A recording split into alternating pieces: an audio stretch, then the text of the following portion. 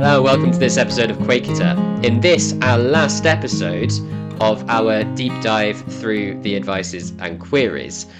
This is the last one, going from advices and queries 31, all the way up to 42. And I did mention that there is a sneaky last one without any number at all, but which we'll talk about as well. This one is all about action and about testimony, which is huge in Quakerism. Basically, this needs a whole playlist of videos on itself, which I am going to do. I'm going to go through the testimonies one by one that Quakers hold to and give my views on them, and things like that. But this gives a nice taster as to what do Quakers mean by testimony. What testimonies do they hold to? Because Quakers, above all, are people of action, not like that we believe that by good works and good actions means anything in terms of our salvation or anything like that.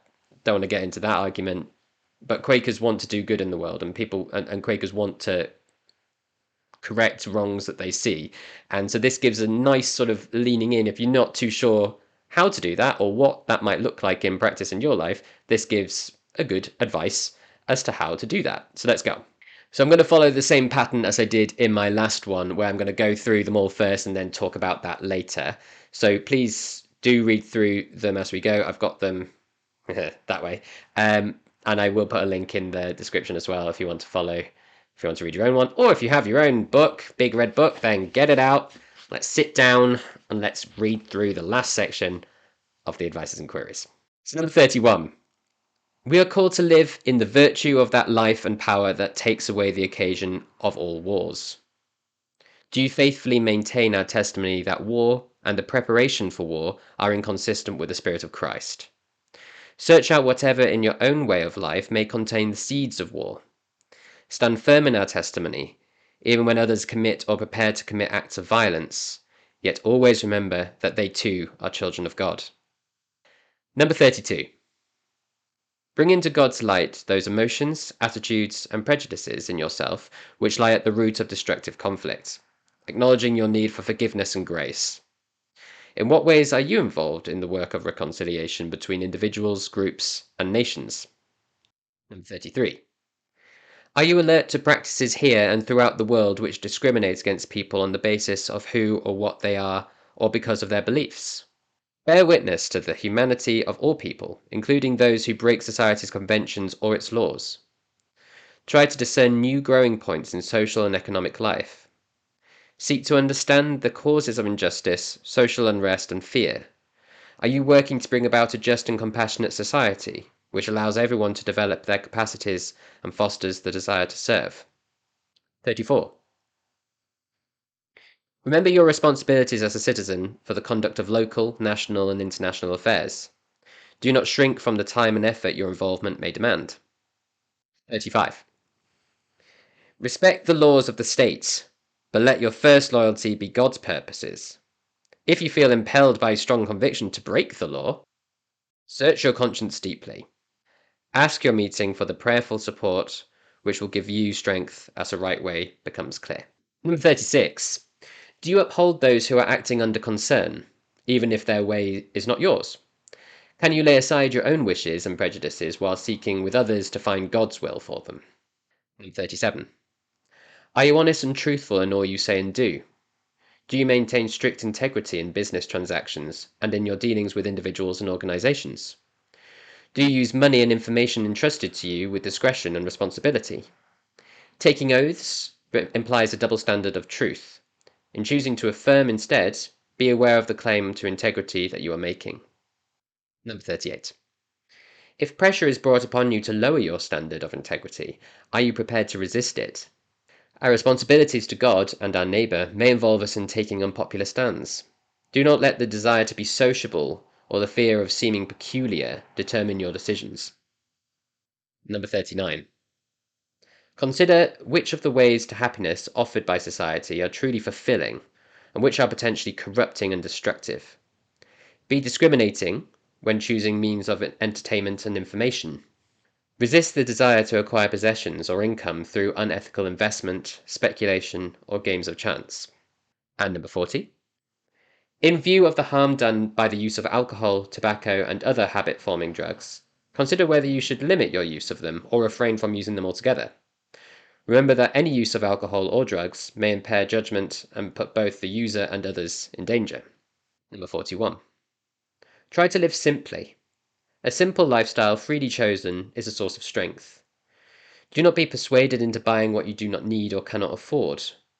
Do you keep yourself informed about the effects your style of living is having on the global economy and environment? And the last numbered one, 42. We do not own the world, and its riches are not ours to dispose of at will. Show a loving consideration for all creatures, and seek to maintain the beauty and variety of the world. Work to ensure that our increasing power over nature is used responsibly with reverence for life. Rejoice in the splendor of God's continuing creation. And here it goes. The controversial one, which is not controversial at all. I don't know why it's separated. Maybe you can guess. I don't know. Anyway, it goes like this. Be patterns. Be examples in all countries, places, islands, nations, wherever you come, that your carriage and life may preach among all sorts of people, and to them. Then you will come to walk cheerfully over the world, answering that of God in everyone. George Fox, 1656. So there we go. It kind of goes through nicely the different testimonies that we have as Quakers, and then kind of that last bit at the end for me kind of just sums it up. How if we do these things, what are we looking to be? We're looking to be patterns for others to follow. That we walk cheerfully along the world, recognizing that of God and everyone. And there we go, a very Quaker term right at the very end there. That of God and everyone. What did he mean? But really important that effectively that we treat all with integrity and see them all as worthy of love and understanding. So the first one that is mentioned is probably what Quakers are most known for, and that is the peace testimony. Quakers are against war and against the seeds of war as well. So anything that could be used as a weapon or be the idea of planning for war is seen as it says, inconsistent with the spirit of Christ. This has been one of the longest testimonies in Quaker history as well. It was one that the early Quakers were very keen to get out there. Obviously, during a very turbulent time, the English Civil War, they maintained this stance that it was against Christ's law to bear arms, to fight, or to prepare for war. They famously wrote a statement to Charles II, I believe, or maybe it was the Protectorate. Early days of Quakerism, they wrote a letter which basically um, uh, spelled out their peace testimony that they did not wish to fight, that they did not wish to, and what they actively wanted to do was remove the occasion for war. So it's not just, and I think this is something where I find it quite difficult because I know anti-war stances have many different labels with pacifism and things like that, and where where do Quakers fit in? Because pacifism can seem quite passive, where it can be seen that you're just putting yourself away, you're not doing anything about it though. This came to a head, and I'll talk about this as well because it does fit in with 35 as well, where it says respect the law of the state, but let your first loyalty be to God's purposes. If you feel impelled by stronger conviction to break the law, search your conscience deeply. So this came to the fore big time during the First World War, when conscription meant that if you were between the age of ridiculously young to ridiculously old, you had to fight whether you wanted to or not. And those people who refused um, were known as conscientious objectors, and they were mainly people of faith. And Quakers, quite surprisingly, if you look at where they were maybe even 20 years ago or 30 years before the First World War, you might not necessarily have expected Quakers to take that stance so strongly, but they were absolutely right to. And Quakers did make up a huge number of these conscientious objectors. And where do you draw the line? Like in a situation like the First World War, obviously fighting on the front line that isn't a stance that Quakers could take. I think throughout history there have been Quakers who have joined conflict because they thought that that was right, that this was just. These have normally always been a minority and have normally been rejected by other Quakers for taking that stance. I'm thinking mainly in America. I think there were a group of Quakers that fought, for example, in the Revolutionary War and the Civil War and things like that. But generally, Quakers don't fight. But then, what do they do? You know, is helping in um, is helping in as a medic, for example, or a stretcher bearer. Is that that is helping clearly, but is that also allowing war as well? I find it really difficult. I find it really difficult to pass what's best and what does it mean. Obviously, peacekeeping is can be done, but when there is a war going on, what is the Quaker stance? Obviously, at the moment we're experiencing a really difficult time in terms of conflict in Europe with the conflict in Ukraine, and Quakers have been uh, campaigning for many things for when it comes down to looking after the refugees coming in from Ukraine, or denouncing the war that Russia has caused, and but again at the same time, what what is the correct stance? Are we right, as we have just recently? The UK government has chosen to give tanks. I think we're the first country in the world to offer tanks to Ukraine. Is that right? A part of me thinks yes, because we've got to support people who are being, through no fault of their own, being attacked by a foreign country, and so we must support them if we can. But on the other hand, is that taking away the occasion for war? But at the same time, if we don't give them that, then will the war be worse? I don't know. I find the peace testimony really difficult, especially if you go down the whole how far back does that go? Like, if by doing, or just something that seems really innocent in England, if you follow maybe the tracks of what you've done, or like the item that you've purchased, for example, that's a good example. Where does that go? And so it's a really difficult position. It's not. It sounds very simple to say Quakers don't fight. Quakers don't fight in wars. But I think what a Quaker's trying to do with that, it's tricky. I feel, and it's one that I personally struggle with to know what's the right thing to do. And I know that I'm not the only person in that position. I think it's hard. It's hard to uphold because it's hard to know what to do. You can say I will never bear arms. I will never fight in a war ever. What do I do? Another thing that is important to say that Quakers do is that Quakers have an office in the UN. So, and what the I think it is QNO, Quaker United Nation office, I assume. Um, and what they do is they basically help in diplomacy. So they will talk to people from that they help bridge these gaps in diplomacy to help communication and help with problems. So things like that do help to remove the occasion for war. So if you can nip it in the bud and have a good chat about it with nice Quakers uh, refereeing that, then obviously fantastic. So that's something that Quakers are doing, and I think is really great, and should be again lauded maybe a bit more than it is. So I think obviously 33, and when it talk about are you alert to the practices throughout the world which discriminate against peoples on the basis of who or what they are or because of their beliefs? It is part of the peace testimony as well, but I think is also part of upholding people who experience discrimination. Obviously, that was a huge part of the epistle and the yearly meeting last year. Um, and I think that's something that Quakers are always trying to do. They're trying to help the marginalized and support them. Quakers have had a long history of that when it came to, for example, uh, people in prison, for example. Not that they've, obviously they're there for a reason, but they should still be treated with integrity. And so in history, especially if you consider where prisons were back in the day.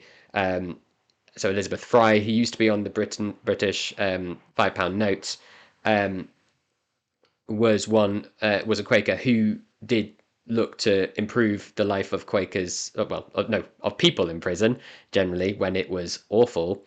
Probably because, especially in the early days of Quakerism, lots of Quakers were in prison. So, and they were awful. They were pits where people were barely fed, and you had to pay and bribe guards to get food and be let to see people and things. So, uh, I think that's something which Quakers have always looked to um, fight against, this discrimination. You can talk about what Quakers did during against the slave trade again and their fight for abolition. I've spoken in another video that does have a darker side as well, but it's still something to bear in mind. Quakers are a particularly open people, especially nowadays in liberal Quakerism in the UK. We are fully accepting and are trying our best to become more accepting of people from all backgrounds, orientations, um, and so on. So I think Quakers are very aware of that. What they're trying to do is to be open and supportive and respectful, but then what does that look like in the wider world, and how do we as Quakers act in the wider world in order to support those who have been marginalized? Just wanted to make a point about number 36, where it says, where it talks about, do you uphold those who are acting under concern? There are two very Quaker words there, which might just need a bit of explaining if you don't know what they mean. So, acting under concern, I suppose you kind of work out what it means, but a concern is a Quaker matter that one or a whole meeting or the whole society feels led to do something about. So that is a concern. And so acting under concern means doing something about that concern. So, that could be protesting, that could be whatever, whatever it is to try and um, do something against that which you have a concern about. And then upholding it. If you're upholding, it's quite a Quaker word, meaning supporting, and being an ally, I suppose, in maybe more modern parlance. So upholding doesn't just mean, oh yeah, good luck. It means actively, what are you doing to support them? How are you being a good ally to them? How can you support them, maybe financially, physically support them if needs be, emotionally support them? And then, yeah, even harder if it's not something which really speaks to you. Someone's really protesting or feels really strongly about a point, and it doesn't you haven't been so led yet or at all, then it's really hard. How do you support someone with that? But the idea is, if this has been something which has become a concern, so maybe the person's had a clearance meeting or something like that, or if it's a decision made by the local meeting or the area meeting or the yearly meeting, um, then how do you support it? You have to, because it clearly is something that they've been led to do by the inward light, and so how do we support them?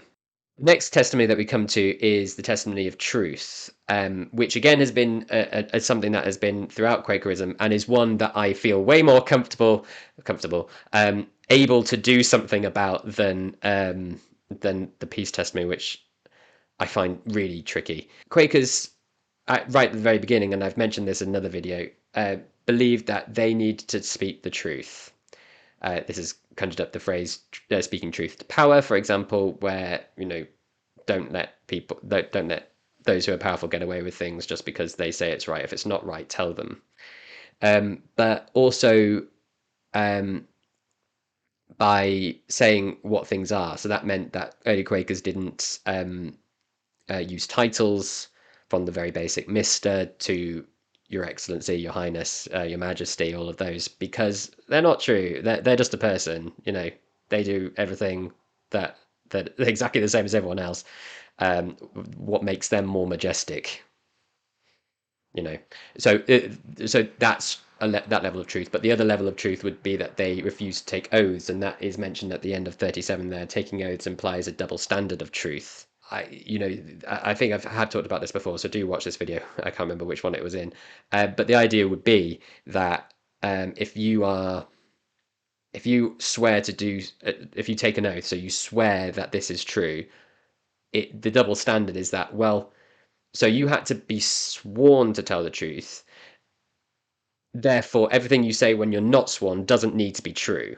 And Quakers don't believe that. Quakers say that everything that they say must be true. They shouldn't tell lies. And so Quakers refused to take oaths, and that got them into serious problems. That meant that they couldn't take oaths in court, for example, when all of them were in prison. They couldn't address the judge as Your Honour, which also caused problems. Um, and they weren't allowed in Parliament, for example, because they had to take an oath to the King or Queen, or, well, King now.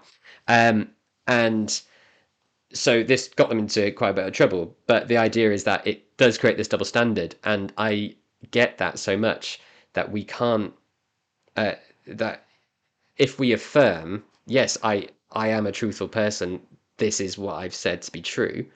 That's much better than saying, "Oh, I swear this is true." Every other time, nah, could be lying, couldn't I? But now I'm telling the truth, I promise. Well, then why would I believe that? Why would I believe you now when everything else you say might be a lie? I think the numbers 39 and 40 are very interesting, and that's because they can look different depending on different yearly meetings that you're in. So in America, I know that this, not necessarily these numbers 39 and 40, but where they start talking about vices, it can go down very different roads. So I know there are some Quakers that completely forbid smoking and alcohol, for example. I think conservative Quakers are like that. Um, Whereas the liberal uh, trend that Quakers in Britain follow is still actually probably a bit more rebutting than I thought it was going to be. So, they say things that, be discriminating when choosing means of entertainment and information. So do think about, where do you get your news? Who do you listen to? What do you watch? Is that nourishing that of God in you? Is it not? If it's not, why are you watching it? And same with habit forming drugs and alcohol, tobacco. Should you limit your use of them or refrain from using them? And they do say, look, this will affect you and others. It's not saying don't do it outright, which I know some yearly meetings do. It's simply saying, for example, I am trying my best to uphold the the testimony for truth. And if you are inebriated or on drugs, how can you tell the truth? You could very well tell a lie. You might say things which you don't mean, and get yourself into all sorts of trouble because you put yourself in that position. So it's not saying don't. It's not an outright no. It's a bear in mind that this will have an effect on your integrity and your ability to follow our testimonies. And the final one, I've missed equality. Equality, yes. Well, equality kind of goes back to that one where we're talking about looking after those who face discrimination. So that's the equality testimony. The idea that, as George Fox very nicely says at the end, answering that of God in everyone, there is that of God in everyone, and therefore everyone is on equal footing. Therefore, we shouldn't say your Majesty or your Highness or whatever to them, because they are the same as you. But anyway, the going back to the last one then, and that is the testimony of simplicity. Again, one that can be a bit of a rabbit hole, really. It sounds very simple, but actually in practice is quite difficult. So I know in Quaker history, for example, there was a very influential Quaker in America called John Woolman, who tried very hard to live as simply as he can, but found it increasingly difficult. So he was living in America during the time of slavery, and he would not wear clothing, for example, which was made by slaves, or do anything that came ultimately from slavery, because he wanted to live simply, and again didn't wanted to uphold the slaves, wanted to fight against slavery. And it's kind of like that now, apart from it's 10 times harder. So living simply, yes, okay, you don't need to get designer clothing, you don't need to buy things that you don't need to buy. That's straightforward. But then it's like, well, again, like with the testimony against war, where do you draw the line? So, for example, is it simple? Is it living simply, for example, to have a car? Or is it simple?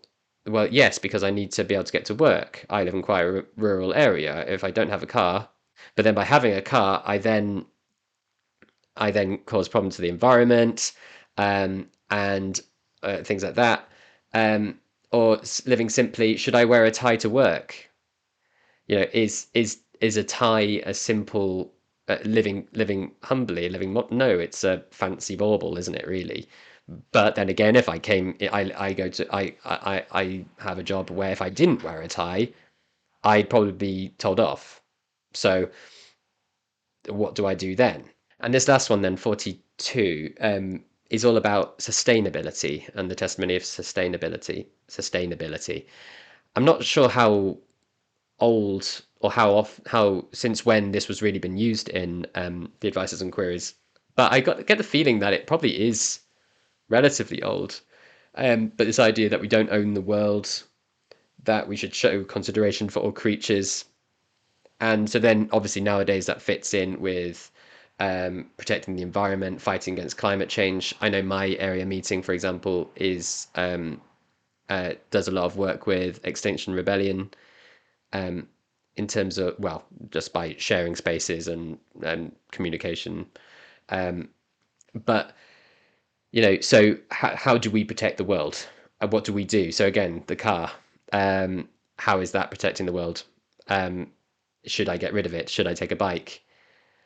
Well, I would not be able to get anywhere. So what would I do? So how do you do this? So I think this is the thing. And then when I do this video on the testimonies, I'll go into this in a bit more detail. But I think the testimonies are hard. Testimonies are hard. I think they're meant to be. They're obviously not meant to be easy. If they're easy, they wouldn't be, well, to use Christian language, they wouldn't be your cross, would they? But I think this gives you maybe things to think about, things to ponder about in meeting. How could I live more simply? How could I live more truthfully? How what could I do more about what could I do more to bring more peace into the world? How can I fight against diversity, for diversity, against discrimination, and so on. And so I suppose finishing off, why do I think that last one is left on its own? It's also the only one that is actually quoted. So that is from George Fox, one of the founders of Quakerism. Not the founder, just want to say, not the founder. There were many founders of Quakerism, but one of the founders of Quakerism. And very early on, so 1656, that's right at the beginning of the Quaker movement, kind of says, if you do all this, you will come together, and this is how you will be. You will be more joyful. You'll bring more joy in the world, and answering that of God and everyone. I think that's what the Quaker way is trying to do, is trying to answering that of God and everyone in a way that is loving and kind and respectful. So there we go. We've done it. Advices and queries finished, but it's never finished. This is the thing. So I read this. I've read these many times, but even when I've been reading this now for this channel, new things come up and I think about new things that, because so many of them are just about how you live or how you should live or how you want to live, it, they're permanently good to go back to. As I said in another video as well, you can get them in these little booklet forms. I've got one at work, and it's good just take some time just to think of one. Or, especially with the life one, if you're going through a particular something in your life, maybe read that one. What does it say? And take comfort in it and take strength from it as well, leading you on to maybe what you should do. Ask the light what you should do as well. I think they're perfect. That's their job, is to help you reflect. So I would advise maybe starting with the advices and queries in your meeting for worship. I know in some meeting for worships in America, the last 10 minutes, as sort of like an indication of time, the clerk would read out a advice or query. as sort of something to think about for the last 10 minutes, but also to get you prepared that the meeting's nearly over. So I hope this playlist has been helpful. I hope it has given you something to think about, or maybe someone else, at least virtually, to talk them through. But please talk amongst yourselves as well. Keep talking about how these are important to you, how these do uphold our testimonies, how, especially when it comes to testimonies, how have these advices and queries led you to something that you feel you've been led to do? Have you done something because of our testimonies that you read in the advices and queries? Please let me know, and we'll have a chat. Thank you very much for watching this video. If you liked it, please do click on the thumbs up button, and do check out some of my other videos about Quakerism in the UK. If you want to keep up to date with the latest videos, please do remember to subscribe as well. It really helps. Thank you.